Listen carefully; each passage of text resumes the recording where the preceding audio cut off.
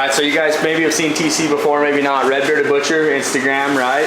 Yeah. So TC is a stud. He helped me last year cut up my bull, and out of all the elk I've ever had processed professionally or done myself, I've been happier with that elk than anything, man. Like the quality, the brats, the clean, like, I mean, we wasted nothing. Anyway, the guy just knows what he's doing. And it's cool because he started a small business recently where he's doing mobile wild game processing. So if you're in Southern Utah, do you go outside of Southern Utah much? Yeah, within a couple hours, anywhere within a couple hours, I'll be happy to travel to. Cool. So he'll come to you, process your wild game, and bring like his tools and his equipment, and he can take care of it at your house. He's getting a trailer too, so he had his trailer on order, so he'll be able to do it all just in his trailer. So pretty sick, man. It'll be awesome. Do you have a website, anything set up for that? Yeah, www.redbeardbutcher.com.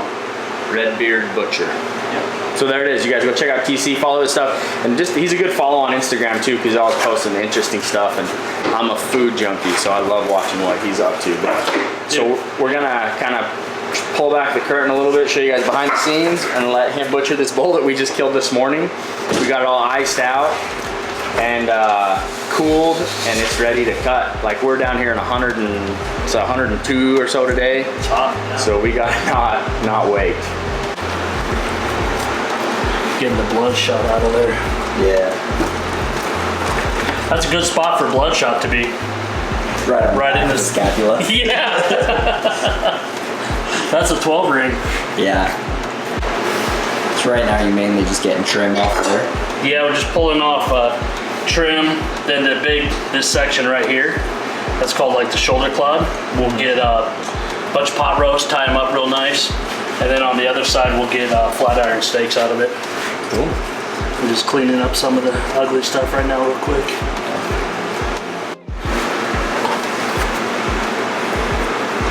So this muscle that we're working on right here, it's called the top blade. And if you're familiar with flat iron steaks, this is where flat iron steaks come out of right here. Come in at this knuckle, kind of right there, right down to the bone. Mm-hmm. Then you see this seam? Yep. Right, follow along this seam right to that blade. That's you'll pull the whole back along the bone right here. You pull that whole shoulder clod off. Then this muscle right there is that's the top blade. Makes great pot roast, or if you pull out the tendon, it makes awesome flat iron steaks.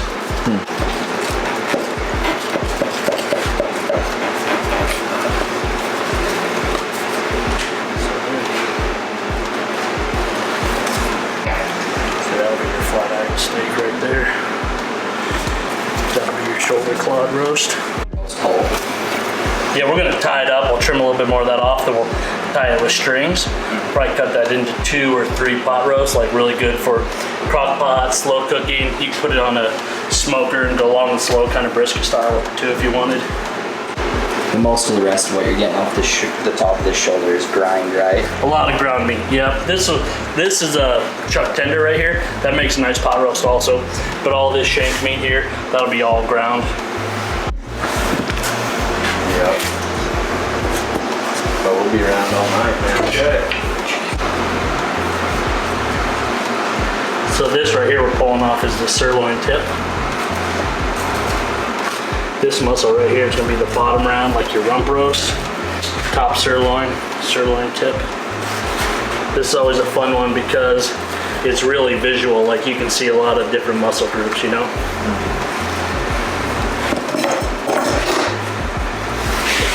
Let's get it this way.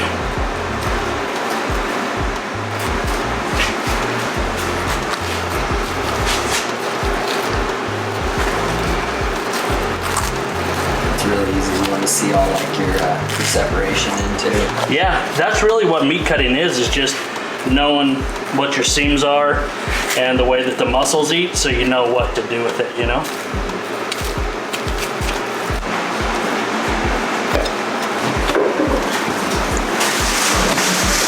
So it's bottom round.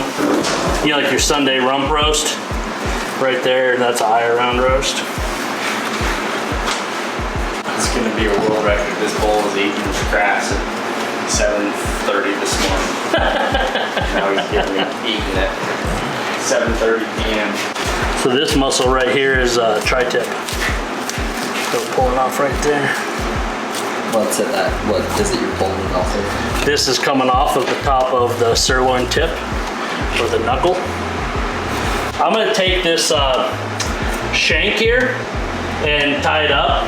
It needs like a long, slow cook, but it has really, really good flavor because it has like all these little connective tissues and stuff in there. Yeah, I like that stuff. That's like meat jelly when you get all done. This is the rapid cool area. This deep freeze is on. We're just putting meat in there to make sure it gets cool all the way through before we get to cutting and packaging. I say we, like I'm participating in that. No, so you got this this double muscle right here. This is actually called the spinalis muscle, and it ends right here. So this half is your ribeye steaks. This half is like your New York strips or loin steaks. Pretty cool, huh? Pretty cool. I like them. Then you can butterfly them if you need to, but I like them. So when you say thicker, probably not quite that thick. Yeah. Okay. Yeah, those are beautiful because then you can keep them, get a good hot sear on them and keep them real. Yeah, keep them pink in the middle. Yeah. I agree with you, man. Top sirloin. Huge. This, I'm just gonna tie this up. This is a the cap off of the top sirloin, and I'm just gonna tie it up, and it's gonna be like a little crock pot roast. She's got like that nice grainy texture to it. It's gonna cook up real nice. Where this round, you'll see when we cut it into steaks, it's like a really solid muscle, really pretty.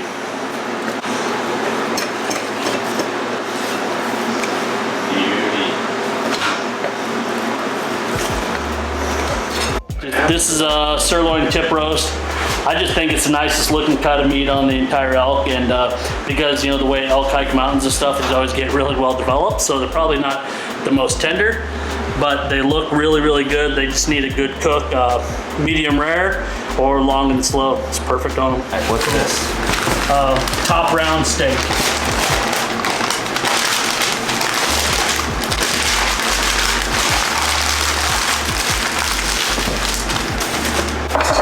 Forward and back straps. Yeah, look at those beauties. Look at that little ribeye right there. Nice. Just dice it. Yeah. And saute it and just salt and butter, dude. It's so good. Yeah. Damn, dude, that was pretty quick. Yeah, that's awesome. I think this has to be some sort of a record. That bull was walking around 12 hours ago. Now he's cut, wrapped, and pretty much done. We're gonna do a little bit more grind work, probably Friday, so day after tomorrow.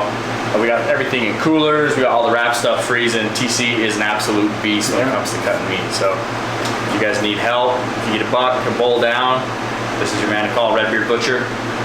Yeah, man, thanks for having me, man. Yeah. Appreciate you, dude, seriously. Yeah, appreciate you, Congrats, man. Appreciate dude. you coming out. Congrats. So yeah, check him out, guys. Link in the description of this video to his social media and to his website. Rolling. What's up, folks? Welcome to another video. So I was just gonna make lunch and Rocky came over and he's like, let's film it, let's show the people. So today I'm trying something a little bit different. Killed this bull yesterday. The heart for me is always one of the first things that I'm gonna eat. Now this one has a little bit of trauma. It did get shot in the heart. But we're gonna clean that up. We're gonna make some elk heart stew today. So we're just hanging out. We're having kind of like a recovery day after killing, packing, and cutting up that bull last night. Yeah, we're gonna make some good food. So the first thing I'm gonna do is I'm gonna dice this up into small pieces. We're gonna coat them in flour. We're gonna brown them up. We're doing this whole thing in the Dutch oven. I wanna show you guys this Dutch oven. This right here is a Dutch oven that my dad gave me. 100+ years old, has no feet on it, works awesome on the stovetop and great in the oven. It's one of my favorite things that I own. One of my favorite possessions in the world. I love cooking in it. Everything turns out good and flavorful.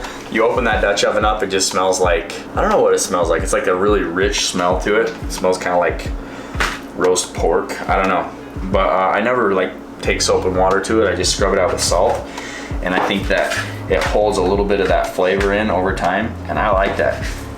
There's nothing like good cast iron. It stands the test of time. Now ordinarily if I was just gonna saute this up quick and like eat it medium rare, I would be cleaning this entire like outside off of. You see like all these veins and stuff and this little bit of fat.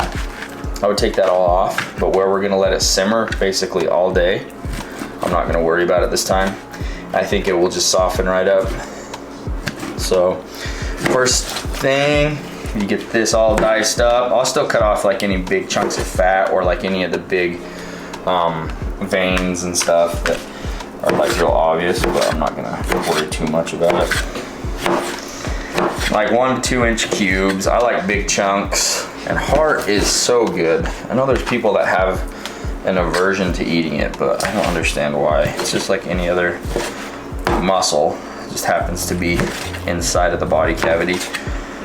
Really lean meat, and it can be really tender too. It just depends. It's all about how you prepare it, like anything else. Like I've had it fried before and it was really chewy, but if you eat it right, it's really tender, really lean, really clean. The next thing we're doing is the veggies. You can do baby carrots, but I think it's time we all grew up. Those little carrots suck, and I don't care what anybody says. Baby carrots suck. I want real carrots. I don't peel them. I want big chunks. They taste so much better to get full size grown up carrots. And did you guys know a secret? Baby carrots are just whittled versions of these. They just take full size carrots and they whittle them down, and then they put them all in a bag and they get all waxy and weird. Anyway, grow up. Eat grown-up carrots. That's a lot of dang carrots. This is gonna be carrot stew. So I'm gonna take some of the bigger chunks, split them in half so you don't get inconsistencies. But carrots are always the slowest cooking of your vegetables, so I always put them in first. Then I also like to put the celery in first because I like the celery to kind of disintegrate and give it a little bit more flavor. Cutting celery, no big deal.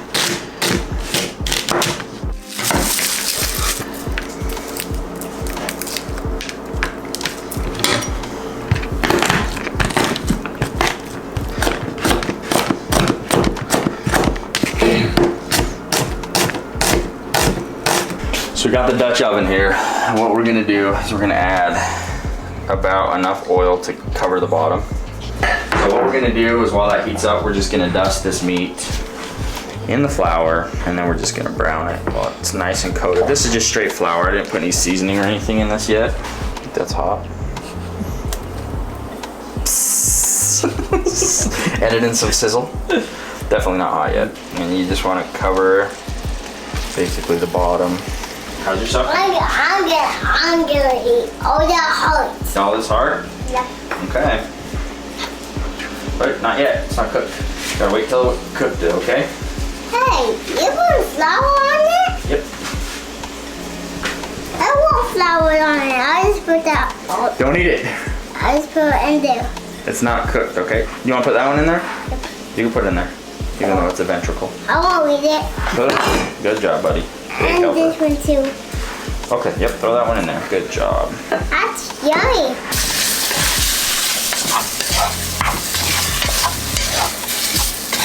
There you go. We're pulling this out now that it's browned.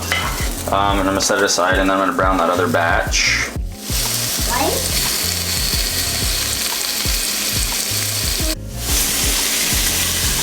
I don't want to do it. So we got butter and olive oil in there now.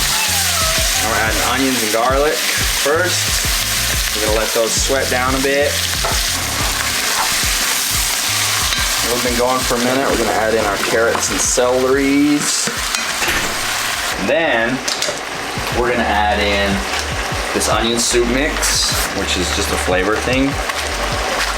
Because we only have 2 onions in there. Not quite enough onions. We're gonna add in the meats. This Dutch oven is gonna be small, but it's okay. Actually gonna be perfect. I'm gonna add in beef broth.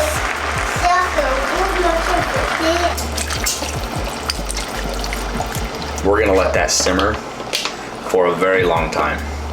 Now I'm gonna watch the liquid level in that, and if it gets low, then I'm gonna add more broth. But I'm gonna let that simmer for probably 5 hours. The last hour we'll add in some potatoes, just a few potatoes to finish it off. And then I may end up thickening it with some cornstarch or some flour. We'll just see how it turns out at the end. See you in a long time. All right, folks, so this has been simmering for a long time, and this is the final product. So I did end up adding potatoes to it right towards the end there, and it turned out so good. That heart is so nice and tender. I seasoned it up with black pepper, put some Montreal steak seasoning, some garlic powder in there, but everything came together nice. It thickened up good on its own. I didn't have to add anything to it, but it turned out really, really good. We just had a work day here. Me and Rocky have been on the computer editing videos the whole day, editing the elk hunt. So all that should be coming to you. You'll probably have already seen that. But anyway, happy to get this bowl down and have some delicious food to eat out of it. And I hope you guys enjoyed watching this video. Maybe try it on your own. Make some elk heart stew. You can do it with just regular elk meat if you want to. But thanks for tuning in. Thanks for watching. See you on the next one.